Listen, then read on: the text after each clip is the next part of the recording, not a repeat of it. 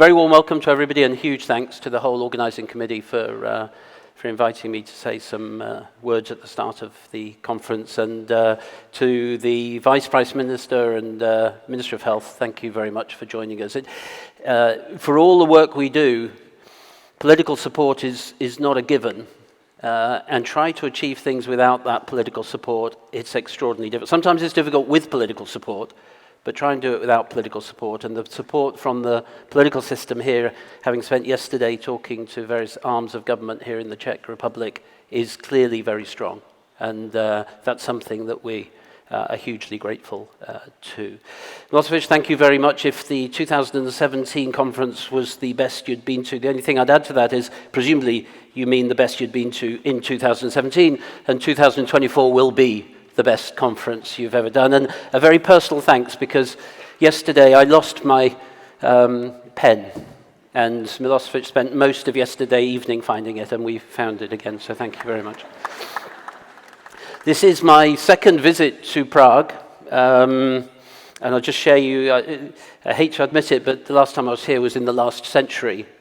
But Prague is not all about pubs and bars, as the minister said. And just to share with you, the reason I was in Prague in 1990-something, 95 or 94, I think, actually, was the first romantic date with my wife 30 years ago.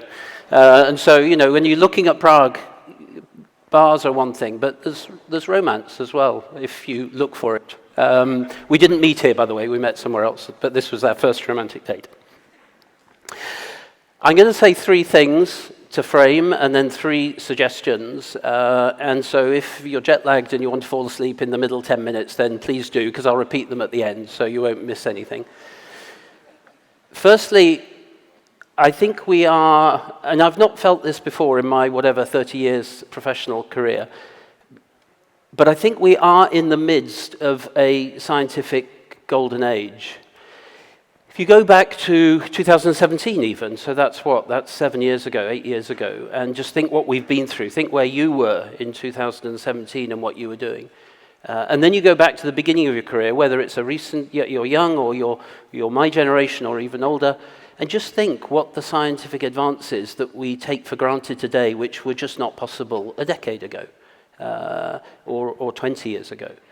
And it is remarkable that that progress has been achieved. Of course, we all go back and think of COVID and the lessons we learned from COVID, and too often I hear that COVID vaccines were developed in a year. COVID vaccines weren't developed in a year.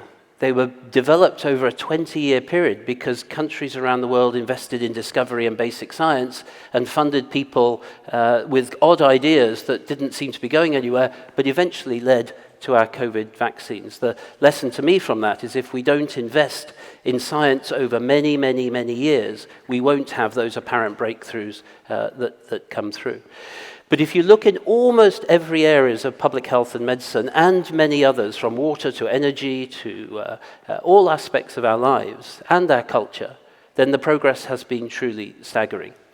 It is extraordinarily difficult to retain knowledge when the dynamic of that science is so fast and rapid. And as that progress is made in technology, in innovation, in discovery science, in applied science, it can sometimes feel a little bit discombobulating. How can you keep up with everything that's going on? At the same time as that scientific advances are coming, whether in cancer or in energy or in water or in pandemics or whatever else, we also face in the 21st century what I think are some truly existential crises for humanity.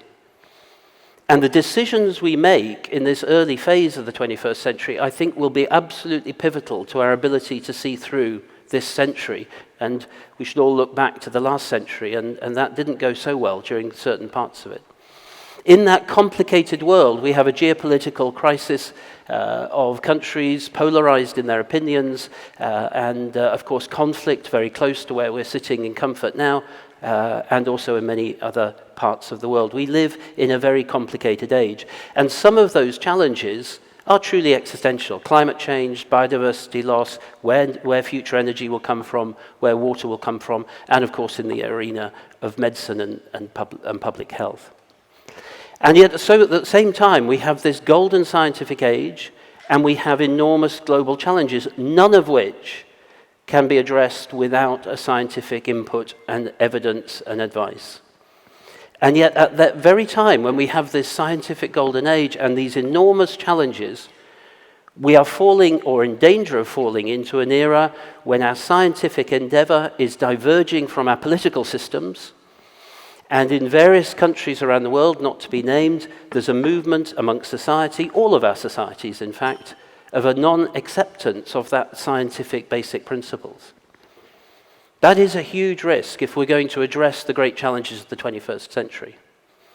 And if we just assume, sitting in ivory towers, whichever ivory towers we sit into, that suddenly societies, politicians around the world will suddenly re-grasp this scientific golden age and say that is the answer, I think we're mistaken.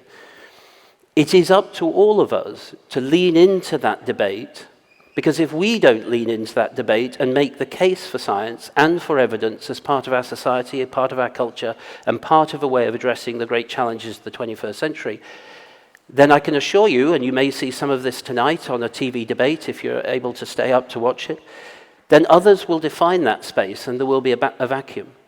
And science will be pushed aside, or science could be redefined. The definitions of what is good and what is bad, what is right and what is wrong, could be redefined in a new political era. So I think we are in a phase of a golden scientific age with huge global challenges which are truly existential to humanity, whether they're pandemics or climate change or drug-resistant infections or where energy and water will come from in the future. But at the very stage when society and politics is questioning the very basis of that scientific knowledge and evidence.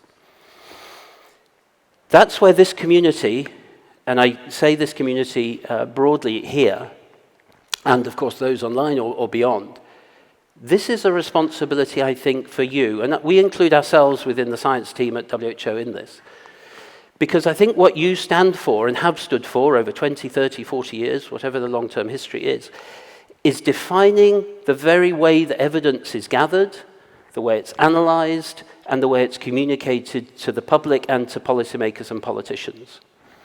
I think having been established over those years, and I was a neighbour in North Oxford, Ian Chalmers, for many years, and was often caught for far more minutes than perhaps I had during the day to have a coffee with Ian, it's important that you realise the responsibility that you have in the roles that you play. One step removed from those that are actually sometimes providing the evidence and doing the primary research, although I would encourage everybody to make sure you're reconnected with that, because I think your role starts at the very inception of the idea rather than in the analysis. I think so somehow, in some degree, and this may be a challenge, to some degree within the communities, I think the communities I work in, sometimes you've been a little bit in the shadows. Perhaps not wanting to make your case strong enough for what you actually do. And I would encourage you to come out of those shadows and make the stronger case amongst the whole scientific community for the added value that you bring. Because you're not necessarily always the driver of the original, though you will have input into it. But that gives you a degree of independence, and through the independence comes trust. And make the case for defining the scientific endeavor from start to finish, wherever those starts and finishes are. That actually science has to be defined in terms of the quality and the way it's done, the ethical dimension, and that science has to work for everybody. In this scientific golden age, we also face another choice. Will we allow science to increasingly cause greater inequity around the world, or will we use science to decrease inequity? There is a danger at the moment as science becomes increasingly focused in a small number of quite rich countries, that unless we address this inequity, scientific endeavor and quality will be driven by a small number of countries in certain parts of the world, maybe polarized with other communities, and the vast majority of people in the middle who are not part of that scientific endeavor will see their inequality increasing rather than... That's a choice we face. But if we don't accept that science can be used to drive equality and can decrease inequality, then I worry that in the 21st century, science will increasingly be used and the end result will be inequality will increase. And so framing the evidence base The primary data, the upstream, the downstream, the way it's done, the independence, the equity, the access, the availability, the communication of it, and ensuring you are trusted voices half or one step removed from those advocates who may have done the work originally, I think is an absolutely critical role for this community. WHO, I've been there for 12 months now, and it's a relatively interesting cultural change, but I'm getting used to it after 1 year, 3 months, 2 days, and a couple of hours. WHO has a role.